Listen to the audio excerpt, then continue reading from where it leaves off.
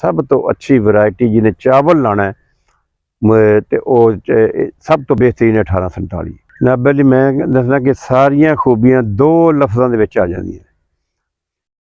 एक गिरदी नहीं, इनू कोई बीमारी नहीं, तो सिट्टा इहदा लंबा है, तो प्रोडक्शन की 80 तो उत्ते जाती। यूनिवर्सिटी ने कहा कि 80 तो पोसा यूनिवर्सिटी ने 80 मन तो ज़्यादा यदी उम्मीद है सानू प्रोडक्शन निकलेगी।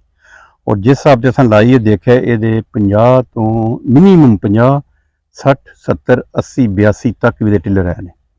तो जो इन्नी टिलर निकल आने तो कैलकुलेशन कर लो 9 तो 11 जी मुंजरा ने, ठीक है, एक बूटे के पौधे के विच।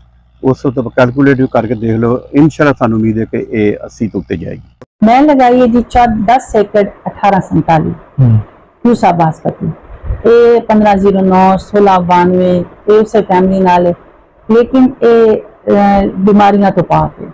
मैं दिल्ली पूसा यूनिवर्सिटी से लैके आई हूँ, थोड़ा जहा सीड मल्टीप्लाई किया 10 एकड़। इस टाइम पंजाब सब तो बड़ा 1847 का प्लॉट मेरे को।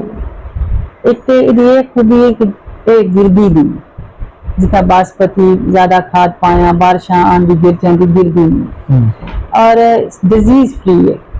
तुसी जनाब 1847 पिछली बारी लाई हुई सी पूसा बासमती 1847 जी जी।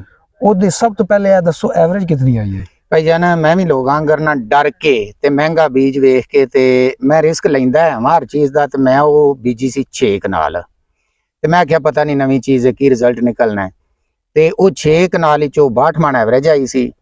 ते अज मैं आना कि वो 6 एकड़ भी हुंदी ते थोड़ी सी 6 कनाल 62 आई है, ते वो एकड़ दे हिसाब नाल कित्थे जा रही? एकड़ के हिसाब नाल 80 प्लस जाती है। ईमानदारी नाल दसना पिया, लोग मैं भी दसे आवा 1692 दे डरे गल आंदे ने, 1692 च बीमारियां आईयां ने लोगों नाल, इस तरह होया। 1847 ते ना कोई बीमारी आई है ना वो गिरी है। सबसे पहले ये बताएं कि 1847 जो आपने लगाई थी एवरेज कितनी आई है? सर उसकी एवरेज हमारे हफ्जाबाद में तो 83 मन आती है, लेकिन जो मेरी आई थी वो 70-72 मन है। 70-72 मन। बीमारियों की क्या सूरत है? सर बीमारियां बहुत ही कम।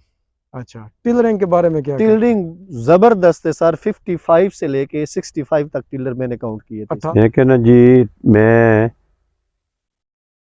3-4 वैरायटियां लाइया ने, बेहतरीन वैरायटी है, बेहतरीन वैरायटी है, हर जिमीदार नूं लानी चाहिए। और क्योंकि पिछले साल ये थी जी, कोई कहता जी खालद मेरी जी बीमारी पै गई है, कोई कह रहा जी मेरे नू 17-18 बीमारी पै गई है, कोई कहता जी 1692 बीमारी पै गई है।